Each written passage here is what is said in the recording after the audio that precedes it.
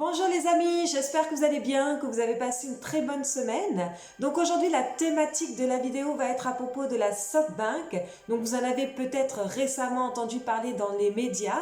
Donc en fait ça va être le sujet vraiment de la vidéo. Nous allons voir l'impact, s'il y a vraiment un impact sur les marchés, sur le rallye au niveau des valeurs technologiques.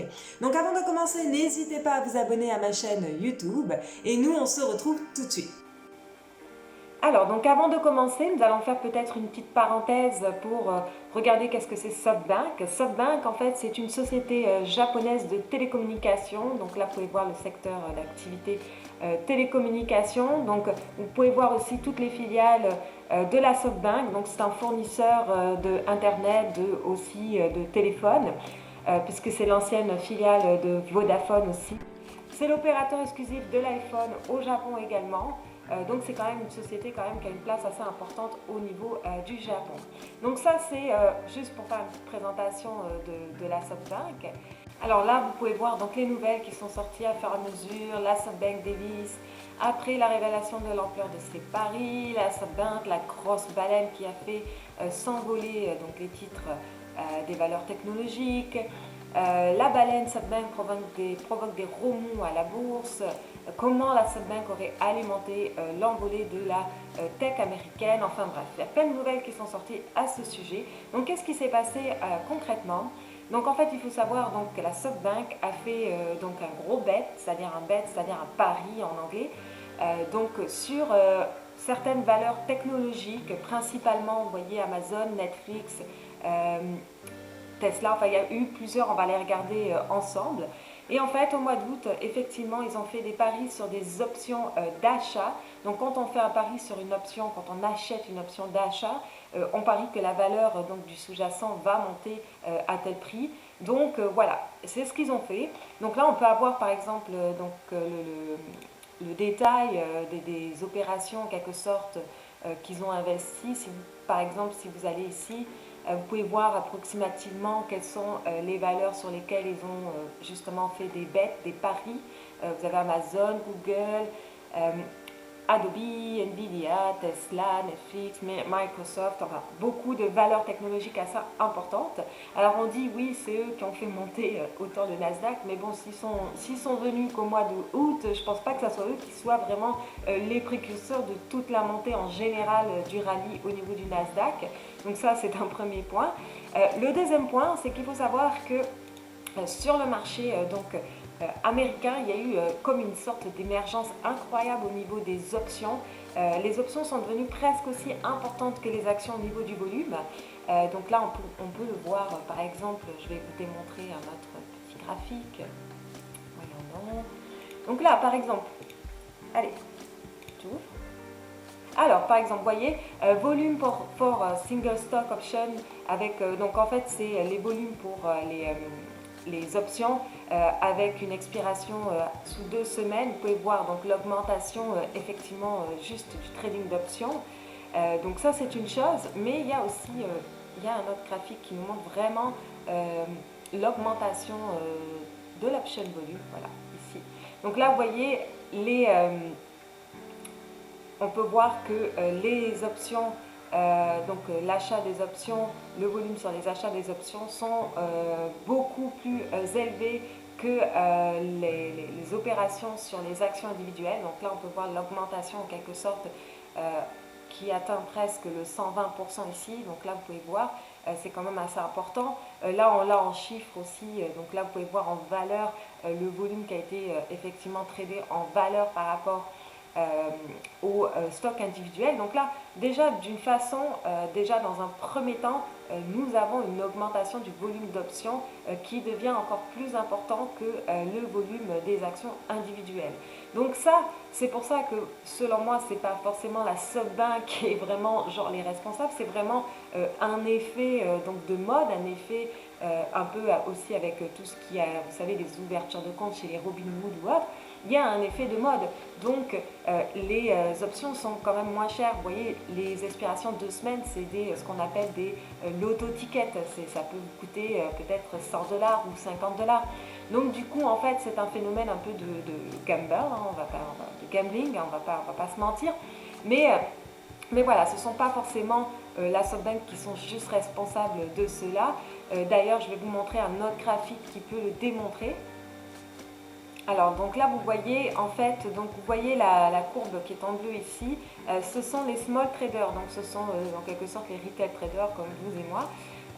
Et les large traders sont en rouge, donc là, c'est vraiment juste uniquement sur les options. Et vous pouvez voir en fait le nombre, le chiffre, en quelque sorte la courbe bleue pour les retail traders, les particuliers, qui est quand même beaucoup plus importante que les large traders. Donc, ce n'est pas forcément juste la SoftBank qui a fait monter les valeurs technologiques, c'est vraiment un effet de crowd, comme on dit, il y a un effet de foule, de mode, qui fait en sorte à ce qu'il y ait un volume déjà plus important d'options et donc un effet de mode. Mais à travers cela, il y a aussi une autre dynamique. Donc on entend parler souvent du gamma squeeze, l'effet gamma ou autre. Parce qu'en fait, lorsque nous vendons des options, il y a des market makers qui sont là pour assurer une certaine liquidité sur les options. Et donc, en fait, quand les market makers vendent des options aux particuliers, ils doivent se hedger, sinon ils sont en exposition complètement nue.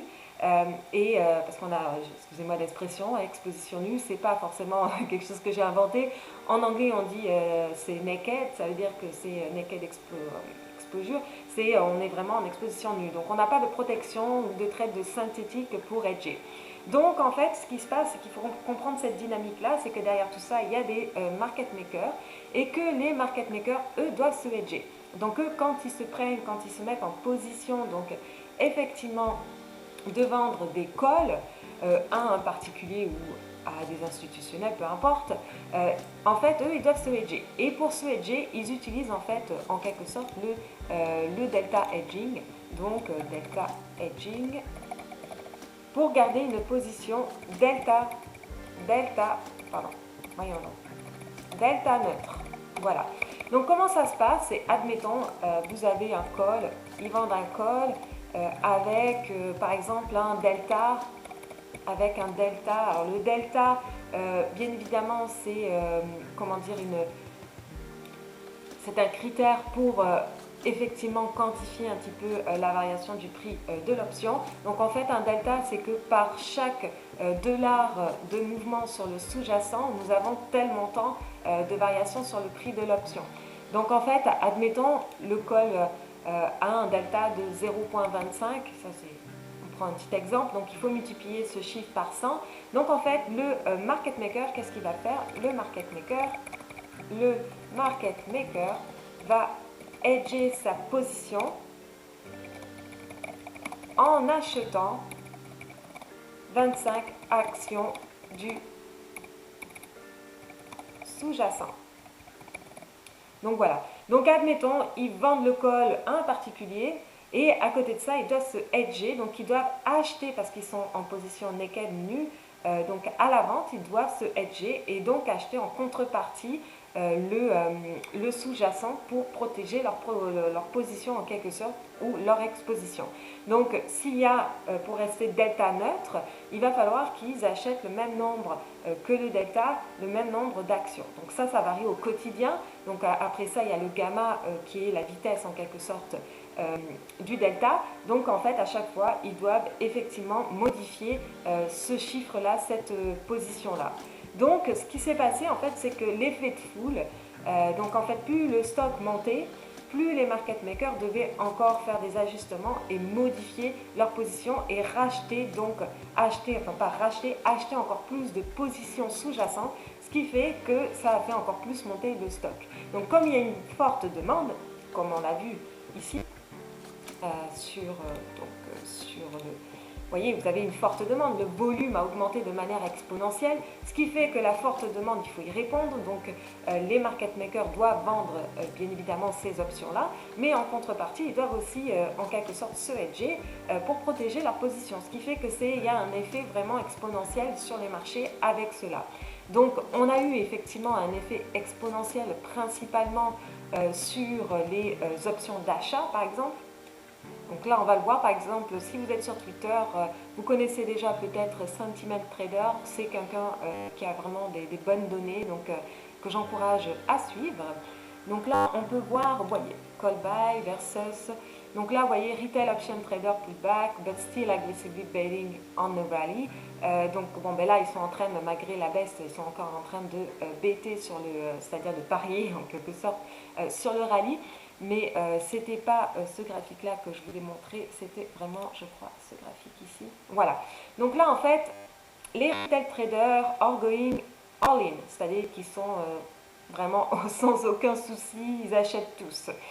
Donc voilà, le all-in, on le connaît tous. Donc là, le all-in ici, c'est pour les calls, donc les options d'achat. Donc là, vous pouvez voir l'effet exponentiel qu'il y a eu sur les options donc au mois depuis de mars jusqu'à août. Donc c'est pas forcément juste comment dire, la SoftBank est apparue au mois d'août avec ses paris, même je crois, je sais plus exactement la date, mais l'effet exponentiel dure depuis le bottom, donc c'est pas juste les responsables, il y a effectivement un effet de fou, de crowd, et il faut répondre à la demande, et les market makers, quand ils doivent justement répondre à la demande, il y a un processus derrière tout ça, et ils doivent se delta hedger, donc rester un delta neutre, et du coup acheter le sous-jacent pour protéger leur vente de call. Donc voilà, donc ça c'est vraiment ce qu'il faut comprendre, parce que c'est une partie qu'il faut comprendre aussi au niveau des marchés, parce que si actuellement les options deviennent vraiment comment dire, le produit vraiment qui prend une place assez importante dans le marché américain, il faut quand même comprendre le concept. Donc c'est pour ça que, bien évidemment, il faut voir aussi les market makers qui sont derrière et l'effet qu'il peut y avoir. Donc aussi sur l'article Zero Hedge qui fait de très très bons articles que vous pouvez aller lire par vous-même aussi. Donc là, il a différents graphiques, moi la majorité que j'ai montré, donc là on peut le voir, vous voyez par exemple Order, Routine Revenue Option Only, donc là vous pouvez voir vraiment Robinhood qui est quand même en numéro 2, l'ATD en numéro 1, donc ça c'est aux États-Unis. Donc là vous pouvez voir effectivement que quand même il y a des volumes assez importants. Puis ensuite, ben voilà, donc là on peut voir sur Apple, j'ai écrit un article dessus, d'ailleurs justement généralement, et puis bon, ben vous voyez, on le met même en avant, pas mon article, mais on parle exactement des mêmes choses. Le Apple Options Queue, donc là vous voyez le Options Queue qui est apparu, donc ça veut dire que les calls étaient devenus extrêmement chers sur Apple, donc ça j'en ai parlé dans mon article. Vous pouvez toujours aller voir sur mon site internet. Et puis dernière petite chose, on peut regarder aussi par exemple ce graphique-là que j'ai mis récemment sur mon Twitter.